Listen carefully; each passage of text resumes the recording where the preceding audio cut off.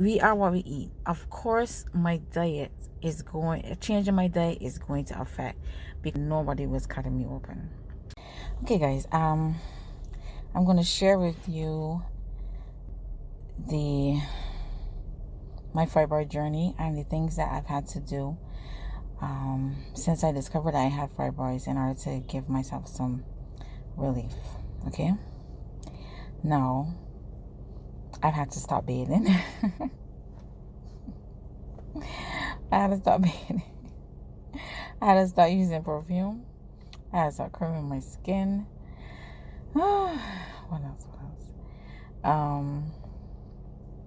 I had to start eating and using deodorant and just basically being like everybody else.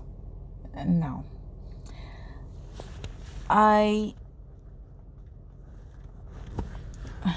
honestly,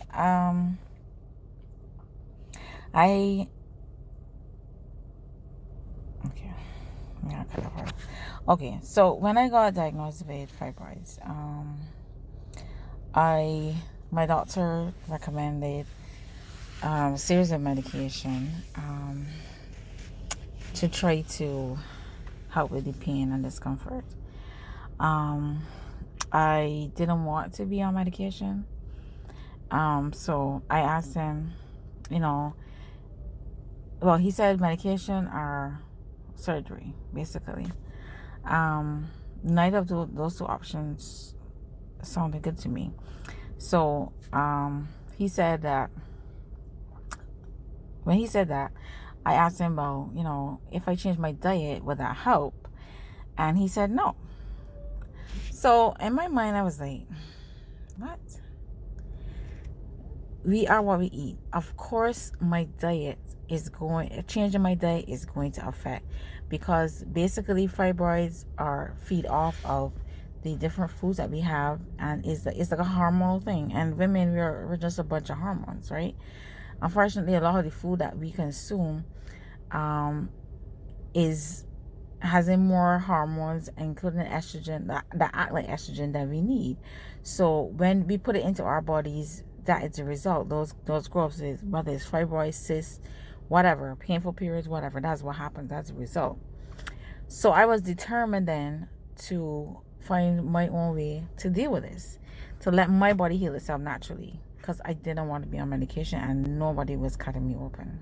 Okay, no. I did my research. I found out the different herbs and stuff that work for fibroids, that help with estrogen overload, and progesterone, and stuff like that. So I gradually had to accumulate those things. Now, my stumbling block was the fact that this discovery happened in the midst of the pandemic. So my income streams had kind of dried up, unfortunately. And so that meant that a lot of the things I wanted, I couldn't get. I couldn't eat healthily like how I wanted, because I wanted to practice a gluten-free organic diet. Kind of like what the one I had before, which was along the Eat Right for Your Blood type diet, which had worked for me very well. So I had to resort to eating unhealthy stuff, regular stuff. Finally, last year, things started to look up, and then I was able to resume. I was able to get the stuff that I wanted, and then I was able to start eating the way how I wanted to eat. But I went back to the doctor just to see what was going on. Unfortunately, all of eating all that stuff, the fibroids I had before had grown considerably. Hence, again, we are what we eat, proving to me that, changing my diet will help. I also gone to the stage where my periods that were already bad, and they were horrible now. I would be in bed for basically the whole 5 days. I would be tired. I would not have any appetite. It was horrible. The pain was horrible. And then, outside of having my period, I was spotting, sometimes up to 2 weeks after my period ended, and I was having this unbearable pressure down there. I could actually, this is TMI, I can actually put my hand sometimes and actually feel the fibroids. And I couldn't even lie down on my stomach sometimes when it was that bad. So yeah. So thankfully I started my journey started things. So what I did was, when I found out that a lot of these chemicals that are in the stuff that we women especially consume, from beauty products, lip gloss, lipstick, perfumes, even the Bath and Body Works sprays, the soap that we bathe with, you know, when I found out all those things were contributing towards growing these things inside my body, I then had to, I stopped bathing with those soaps, one, or hair products, the things that we put in our hair, and our pads. The main thing that we have to use, our pads, were horrible for us. So I had to change the pads. I had to get these all natural ones. Thank goodness I found a brand that works for me. I will link it down below in the description. I started using all natural soap, where I can just see the ingredients was either turmeric or ginger, for example, or shea butter or whatever, and that's it. That's what I started bathing with. I also use it on my hair. I wash my hair with a shampoo soap bar, which has in just a couple ingredients that I can read. I don't buy any of those brands. I don't buy their products anymore. I don't use any hair grease or any hair products like that.